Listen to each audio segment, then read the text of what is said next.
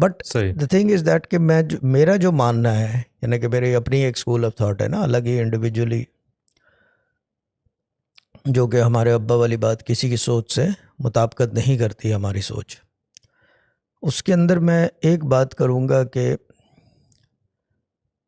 रिज़्क के तहत अगर इबादत हो रही है, मदद मांगी जा रही है अल्लाह से, वो आपका राइट है। बाकी सब चीज़ें हो ना हो वो एक अलग स्टोरी है, यानी कि मेरा ये सही। मानना है। अब आई डोंट नो, यानी कि एक अलग है वो है। अगर आप हम्म, रिज़्क के लिए कर रहे हो कि रिज़्क हो, जी।